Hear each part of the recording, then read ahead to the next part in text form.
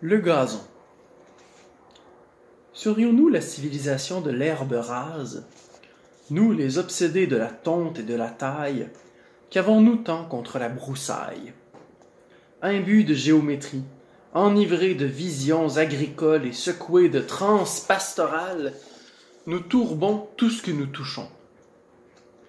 Tondre la terre entière, et puis tourber tous les déserts, voilà peut-être le sens caché du saint progrès, l'obscur oméga de l'aventure humaine, la finalité dévoilée de la complexification cellulaire. Ceux qui décrient le béton, la poussière et la pollution devraient plutôt craindre côté gazon. Elle est là, la menace. Je découvre le Sisyphe des temps modernes. Il tond et il retond, sous un soleil de plomb, un gazon qui repousse et qui n'arrête pas de repousser. Songez, il faudra demain, et pour l'éternité, tondre la bordure de l'interminable autoroute qui fera 100 fois le tour de la Terre. Si nous fabriquions des tondeuses à la place des armes, notre puissance de tonte ferait trembler le monde. Ma jeunesse dans la banlieue, c'est le bruit d'une tondeuse en été, le bruit familier d'un petit moteur à 2 temps allant et venant sur un terrain voisin. Et de tondeuse à l'œuvre, en tondeuse à l'œuvre, se tissait ce merveilleux lien communautaire qui transformait notre quartier insignifiant et désert en une oasis de verdure et en un havre de continuité. La chose s'est comme accrochée à moi. Je suis heureux et me repose à l'idée de tondre le gazon. L'aller-retour, le travail fait, le bruit régulier, les vibrations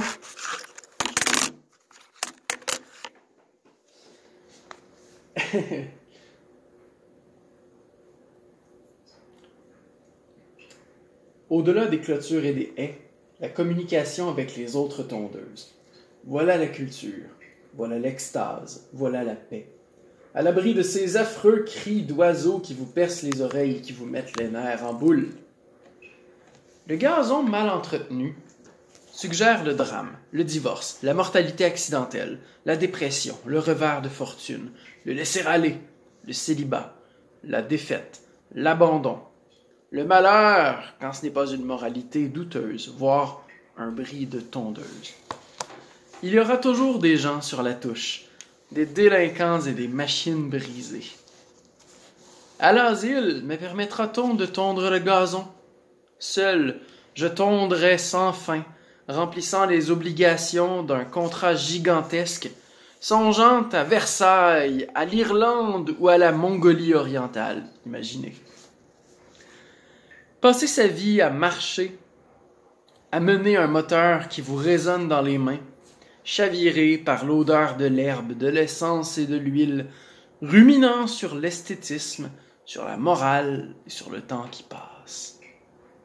C'est l'aviation originale sans risque, le voyage sans frais, l'œuvre inutile, l'art de faire le vide, d'ultime simulation. La beauté, écrit-on depuis peu, est une affaire de perspective, une relation subtile entre les pleins et les vides. L'esprit humain a ses penchants et un énorme besoin de réfléchir. Les pelouses sont des lacs où nul ne se noie et où les vagues n'emportent personne.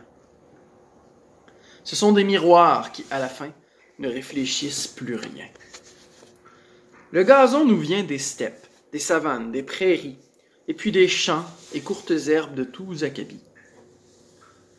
C'est une sorte d'anti-forêt, de contre-sauvage, un parc, un berceau et un creuset. Dans ces espaces, un singe se lève, se tient debout et se met à marcher. Désormais bien calé entre ses épaules velues, sa tête se met à croître côté cerveau. Regardez sa main, elle fera de nombreux outils. Voilà l'homme.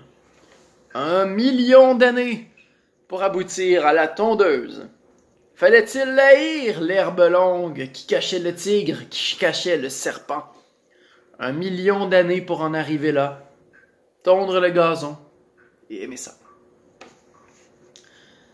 Et sous une belle pelouse encore, c'est là qu'on m'enterrera. Dans le noir pour l'éternité, j'entendrai par en dessous le bruit familier de la tondeuse qui passe, reconnaissant l'hiver à son long silence, et puis l'été à son joyeux piston. C'est désormais leur façon, aux morts, de compter les jours.